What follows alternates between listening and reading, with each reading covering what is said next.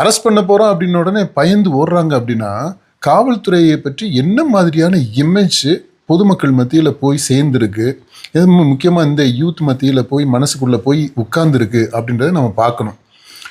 காவல்துறையினர் நமக்கு பாதுகாப்பாக தான் இருப்பாங்க, அரெஸ்ட் பண்ணாலும் ஒன்றும் நடக்காது அப்படின்ற மாதிரியான ஒரு இமேஜ் இருந்ததுன்னா, காவல்துறையை பற்றி ஒரு பாசிட்டிவான ஹெல்த்தி இமேஜ் இருந்ததுன்னா அவங்க தெரிச்சு ஓடி இருக்க மாட்டாங்க, நின்று ஃபேஸ் பண்ணியிருப்பாங்க.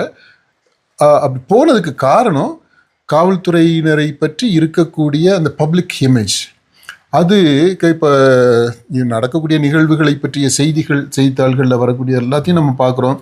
எல்லாமே அவ்வளவு பயங்கரமூட்டக்கூடியதாக இருக்குது. அப்புறம் சமீப காலங்களில் நடந்த நிகழ்வுகள், தமிழ்நாட்டில் நடந்த நிகழ்வுகள் ஊடகங்களில் ரொம்ப பெரிதாக பேசப்பட்ட நிகழ்வு. சாத்தான்குளம் விஷயமா இருக்கட்டும், இந்த கொரோனா டயத்தில் அப்பாவும் பிள்ளைக்கும் நடந்த விஷயம், அப்புறம் இப்போ அந்த பல்லு பிடுங்கின விஷயம், தூத்துக்குடியில் நடந்த விஷயம், இந்த மாதிரி இதெல்லாம் ஊடகங்கள் பெருசுப்படுத்தி பேசுறதுனால காவல்துறையினர் அப்படின்னு சொன்னாலே ஒரு பயம் இருக்குது. எல்லார் மனசுலேயுமே அந்த பயம் குடிகொண்டு இருக்கு.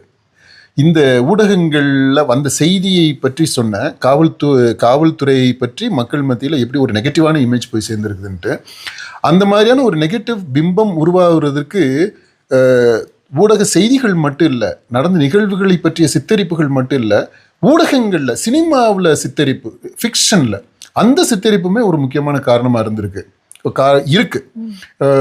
ஏன் நம்ம இந்த தாவிகா கட்சி தலைவர் விஜய் படங்கள்லயே கூட காவல்துறை அந்த இதெல்லாமே வருது. இவரே ஒரு காவல்துறையினரெல்லாம் நடிச்சிருக்கிறாரு, படங்கள்ல நடிச்சிருக்கிறாரு. அந்த ரோல் அவர் பிளே பண்ணும்போது என்ன மாதிரி இருக்கிறாரு, ரொம்ப அன்பா அரவணைப்பா அப்படிப்பட்ட காவல்துறை போலீஸ்காரராக அவர் வந்திருக்கிறாரு? இல்ல ரவுடிகளை ஒடுக்கக்கூடியவராக இருக்கிறாரு.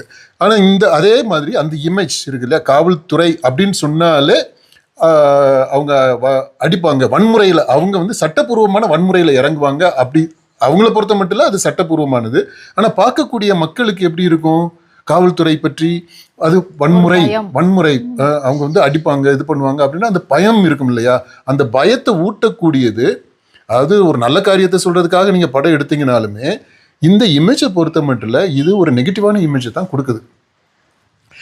அடுத்து இந்த பயத்திலிருந்து வெளியில வர வைக்கணும் அப்படின்னா அதை செய்ய வேண்டியது காவல்துறையினர் அது ஒரு கேம்பெயினாவே எடுத்து செய்யணும். நாம் காவல்துறை இருக்கிறது மக்களுடைய பாதுகாப்புக்கு தான் அப்படின்ற அந்த செய்தியை ஜனங்கள்கிட்ட கொண்டு போய் சேர்க்கணும்னு நினைக்கிறேன்.